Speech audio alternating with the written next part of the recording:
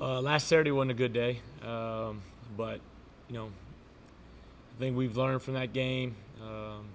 Had a chance to play in that game. A lot of freshmen, a lot of inexperience at times, but hopefully that game will be a growing game for us and something that helps us in the long run.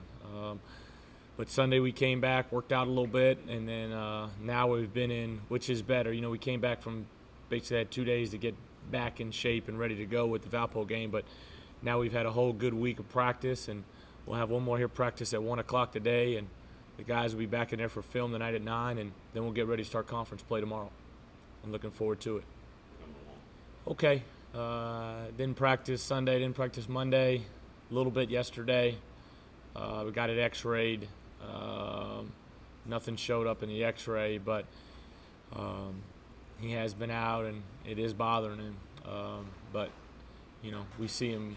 I don't want to do anything to jeopardize the longevity of the team, long range, or him. But so we'll talk, and if I don't see him not playing Thursday, I see him playing. We'll see how much he can do today. How about everybody else? Health-wise, everyone pretty good right now? I don't know. We're day to day. Stacy got hit. We're already short on numbers. Stacy got hit. You could see him in the Valpo game. He got hit and he was limping the whole game. And then, you got Isaiah, and then Dexter's knees are bad every day. But we'll just deal with that at the end of the year. And then Ed, I just think the wear and tear on his back, but nothing that any other team's not going through. The only thing that we're kind of watching is Isaiah's foot. Stacy's really struggled with his shot lately. Any idea what's going on with that? There's a couple things. He can really shoot the basketball, and we got great confidence in Stacy, and Stacy needs, for us to be successful, he needs to score. Some of the misses are coming because of shot selection.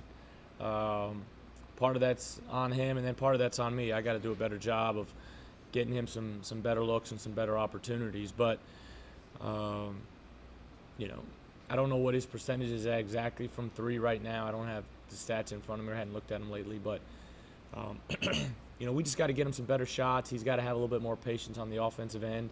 But we need him to score, and we need him to be a second or third offensive threat on our team. And he's more than capable of doing that,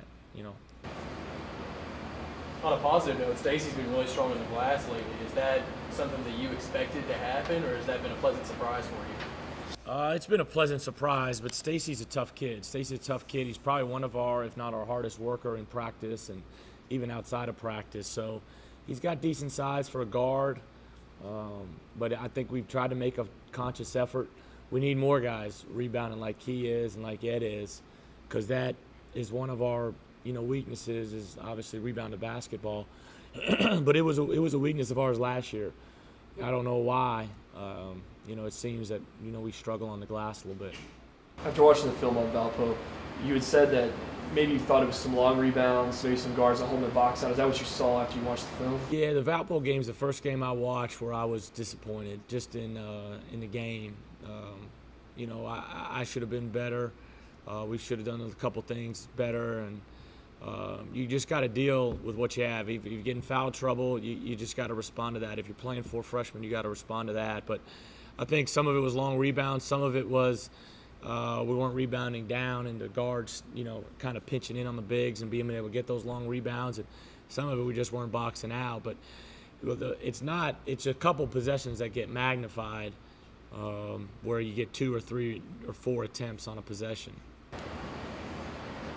Coach, talk a little about the status of Latrez. Do you think is he ready yet? I don't know if he'll ever be ready, but we're going to throw him in there soon. I'm trying to hopefully play a game where we have a lead or a comfortable lead where I can get him in there and let him play 5-8 minutes stretch to where we can kind of get his bearings back. And I don't know when that's going to be, but he's going to start dressing out Thursday. He's been going through warm-ups. He's going to start dressing out, and we'll see. If I have an opportunity to throw him in there. He's not game ready in the sense that he's starting to get back. He's got to start learning everything again, the sets, the rotations, and that sort of thing. But he has some experience and he has some toughness. I know you said for the Valpo game, the matchup, the guy who you guarding wasn't really good for him. And do you see that a little bit better in Martin, just in case you can throw him in? Yeah, it's a little bit better, but Martin can play a couple different ways, so it just depends on how Martin's going to play. If they'll play, they could go small at times, but if they go big, it just really depends. But it's a better matchup. I mean, the kid for Valpo, he's Player of the Year in the league, in the Horizon League, very talented player, and that actually could have been a decent matchup for Latrez, in hindsight. But I don't know. We just got to find an opportunity we can throw him out there, and hopefully it's soon. Can you talk about just opening up conference play? We're excited. We're ready to get back out there. You don't win a conference championship in one night or one day. We just got to play the first game. We're on the road 3 out of the first 4 games. So, we have a chance to put ourselves in good position if we can take care of business with having all those road games to start. But we got a really tough task Thursday at Martin.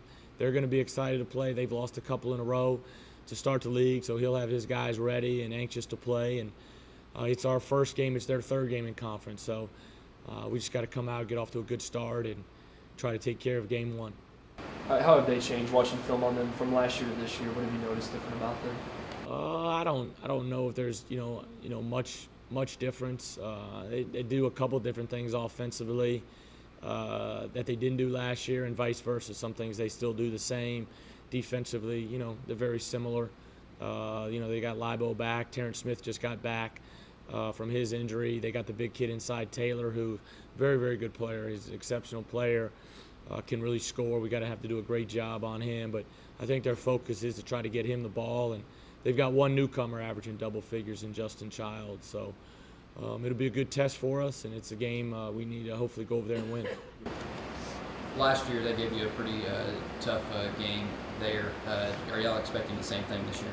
Yeah, I mean, I think every game in conference, regardless if you're playing Belmont or Tennessee State, whoever you play, it's going to be a tough game, especially at their place. We've got to be ready to play. I watched film of the game last year there. The atmosphere was phenomenal. I don't know how it'll be this year because it's earlier in the year, and we've lost a couple games. But, I still expect a great crowd from our Murray fans, 2,000-3,000 people being over there to give us great support.